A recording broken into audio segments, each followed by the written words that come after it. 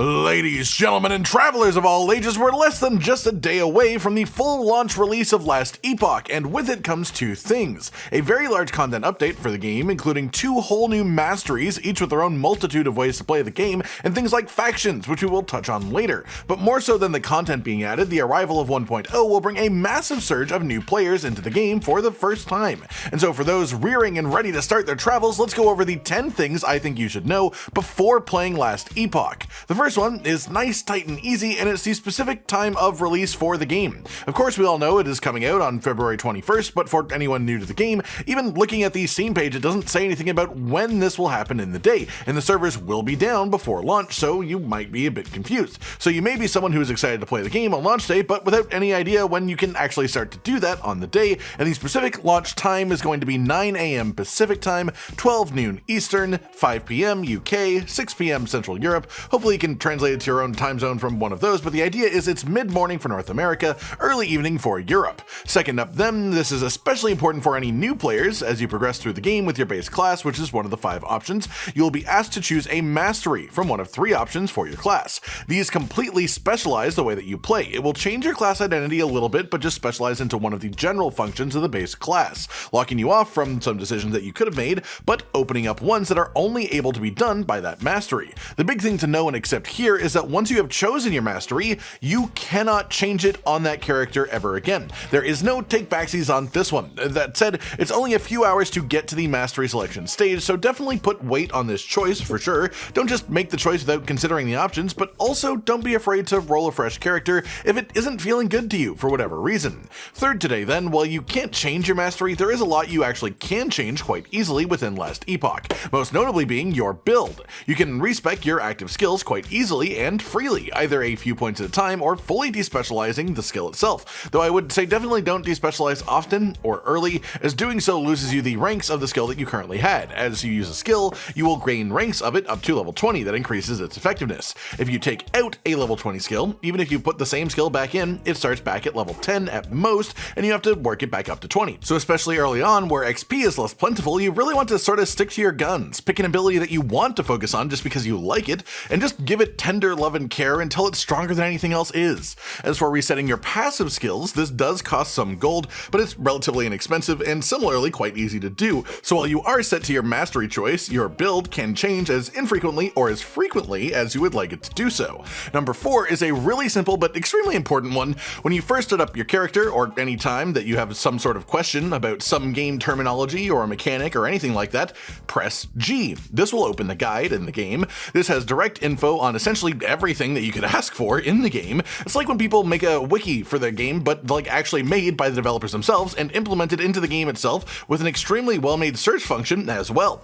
Anything in the game that you could imagine wanting to know more about, you can here. Types of damage, statuses, ailments, curses, buffs, debuffs, places, basic movement actions. If you search it, you can probably find it and learn the information that you're looking to know.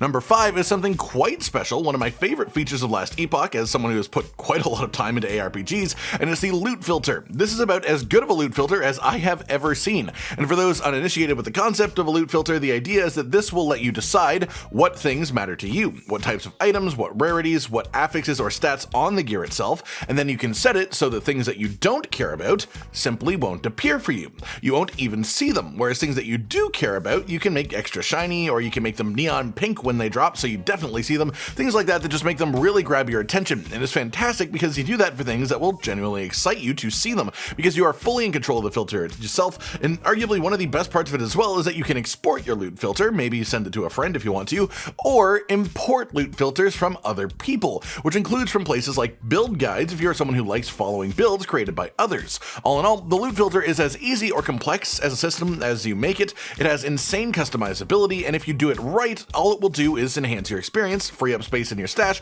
and space in your mind. However, as we roll into number 6, you'll find that unlike some other recently released ARPGs, you will never really have stash problems in Last Epoch, as you can have up to a total of 200 different stash pages, all of which are purchased with only in-game currency, no additional cash or money requirements of any kind, and just like the loot filter, you can set up your stash so that certain pages only do certain things, letting you essentially sort your loot before you even put it in. It is just so heavily detailed, and that lets you just do so much with it that makes it just better for the players. Number 7 then, it's time we start talking about the crafting systems in the game, as as they are important. And the first and easiest thing for me to communicate to you is that you want to start salvaging your equipment as early as physically possible.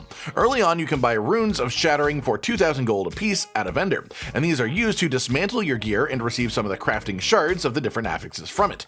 Generally, what I would recommend early is selling your equipment until you have 2,000 gold, then buying one of these runes to dismantle some equipment, then repeating that process until you have a more steady gold income just by being higher level and further in the game. This leads directly into number 8 then, which is the way that crafting works in Last Epoch. You can roll to apply different affixes, prefixes, or suffixes to gear, either through adding them directly or by replacing ones that exist. You can add it to any piece of gear based on a rating called its forge potential. Each different roll has an RNG forge potential cost. If you roll low on the forge cost, that means that you can craft even more times onto the same item. More crafts means more stats, which means you can make it even stronger, so low rolls are always the goal here. Doing this will also consume affix shards related to the affix that you are trying to put on the equipment, so if there is an affix that you want on a piece of gear that you aren't going to use, that's when you want to dismantle it, because that's how you get the shards. That said, you essentially do want to dismantle all gear long term, as there is also the Rune of Chaos, which takes an affix that you don't like on a piece of gear and replaces it with a completely random one. Part of the cost of using that is the shards of the affix that you are removing in the first place, so essentially you need shards for all the affixes you want, but also shards of the affixes that you don't want, so you realistically just want to dismantle everything that you can to get a nice collection of it all. Number 9 then is a really fun part of crafting in this game, which is that you can create your own unique items, and that term functions quite similarly to how it does in other games. Special items with unique mechanical changes to a skill or just to your gameplay in general, and while you might think that these would be a bit more rare, you can actually craft them yourself using an item called the Rune of Ascendance. What this item does is turn any item into a unique from the same slot. If you use it on a sword, you will get a unique sword. If you use it on a pair of boots, you'll get some unique boots. That's the idea of it. It's also worth mentioning long term that uniques can get even better with the legendary potential stat. And for the early stage of your journey, at least just know that higher legendary potential is better. This is essentially translates to the ability to have even more affixes than it currently does through later game crafting mechanics. So watch out for uniques, especially the ones that affect your build. You can create them with these runes when you get them, and make sure you keep any that have legendary potential. Finally then, let's just talk quickly about a brand new mechanic coming with 1.0 that's new to all of us, which is going to be the factions. As you level up and progress through the game, you'll be asked to choose between two factions, the Circle of Fortune and the Merchants Guild. For all intents and purposes, these boil down to Circle of Fortune being better player RNG, better drops from your own farming, and the Merchants Guild gets access to a sort of auction house instead. But instead of using gold here, you would use your guild favor, so you essentially have a currency that you earn by doing certain activities, quests, or the like that you earn by selling the good gear that you find for other classes that you don't want. Then you spend that currency on the gear that you actually do want. So essentially, you're relying on the RNG of the many instead of the RNG of just you, and then it's just a matter of farming out the currency that you need to purchase the item for the cost people have set. While you will be able to swap factions at any time, any items that you get as a result of your faction choices will have a requirement of being that faction and a certain faction level to actually use them in the first place, so switching is absolutely inadvisable.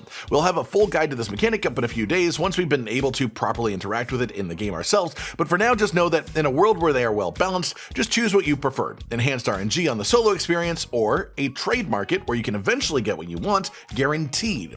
And that just about does it for today then, everyone. A list of 10 things I think every new player should know before diving into Last Epoch's 1.0 full release coming up in less than 24 hours. I hope you've enjoyed this and hopefully it's helped you out, and of course anyone watching this who is less than new to the game, feel free to drop your own tips down in the comments down below to help everyone else out. Like if you liked the video, subscribe to the notification bell for more, and most importantly, ladies and gentlemen, until next time, stay sweet. Josh, Cotton, and Hollow with the videos, dropping the humor like a hammer on your tippy toes, bringing entertainment on a daily arrangement to take our insanity and turn it into entertainment. Yes, I said entertainment twice, to reiterate that it is nice to look into your faces on a mostly daily basis when you let us in your homes to make the whole world a stage. Goodbye.